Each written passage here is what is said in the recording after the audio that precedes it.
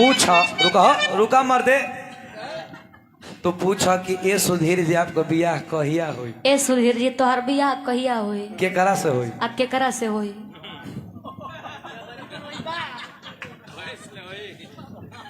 अरे लड़किए से न हुई पगली कि केकरा से हुई? बताओ कहिया हुई? कहिया हुई? हाँ हो। सुना कैसे हुई के? अरे कि करब करे जा हम वही दिन शादी। अच्छा ऐसे हम शादी नहीं करे वाला जनलू। हाँ। अरे कि करब करे जा हम वही दिन शादी।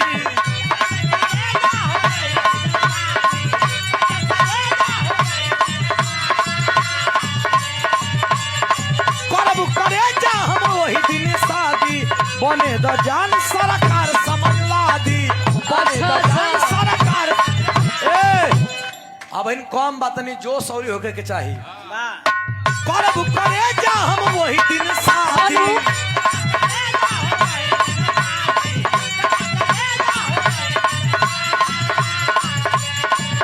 कहिया हो? करब करे जा हम वही दिन शादी। बने द जान सरकार समझवादी।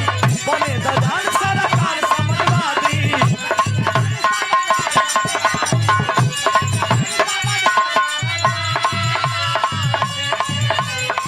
मिल रोजगार घूमे के आजादी।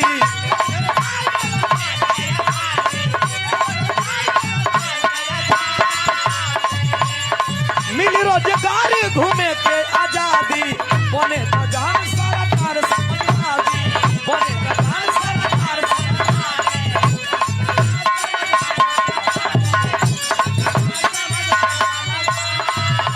ए हो पूरा परदेश में आ जाई खुशहाली। पूरा परदेश में आ जाई खुशहाली। अरे बंद होई ऑफिस के अंदर दलाली। बंद होई ऑफिस के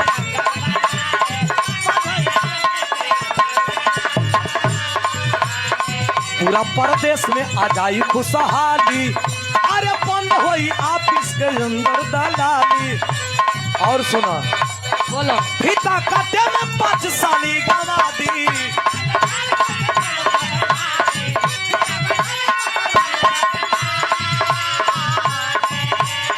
फीता काटे में 5 साली गवा दी। तो अरे द जान सरकार समझवादी। अरे द जान सरकार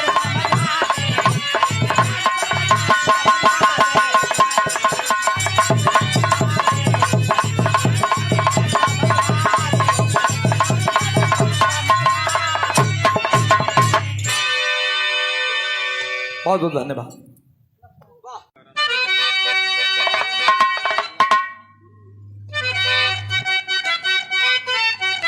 खुशी सुना हमार भैया सुना हमार बियाह कहिया हो जान तरु? कहिया हमके तो नहीं खे पता। अब तो बताइए। नहीं के पता तो तू पूछबे ना करो तो कैसे पता? बताओ तू तार। पूछा रुका रुका मर दे। तो पूछा कि ए सुधीर जी आपको बियाह कहिया हुई? ए सुधीर जी तोहर बियाह कहिया हुई? केकरा से हुई? आ केकरा से हुई?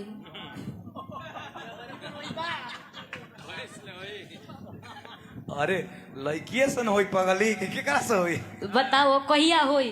कहिया हुई? हाँ हो। सुना कैसे हुई केकरा से हुई? बोलो। अरे कि करब करे जा हम वही दिन शादी। अच्छा ऐसे हम शादी नहीं करे वाला जनलू। हाँ। अरे कि करब करे जा हम वही दिन शादी।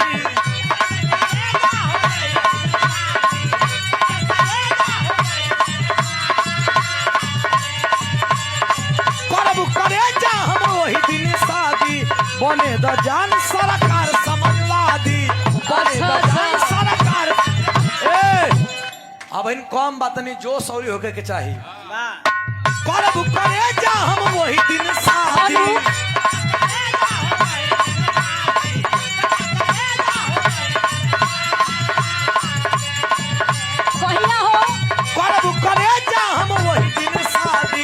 बने द जान सरकार समझवादी। बने द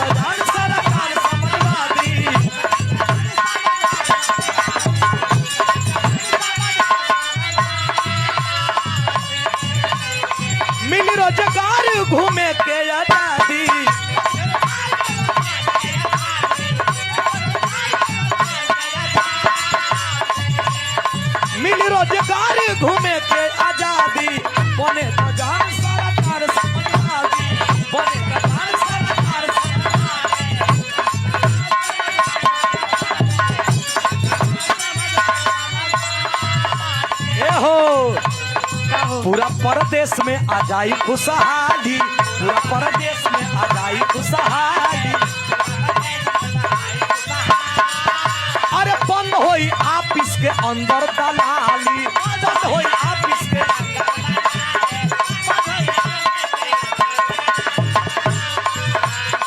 पूरा परदेश में आ जाई खुशहाली।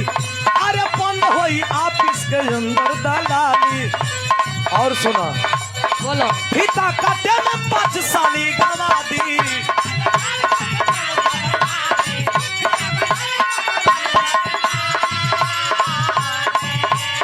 फीता काटे में 5 साली गवा दी तो अरे दजान सरकार समझवा दी। अरे दजान सरकार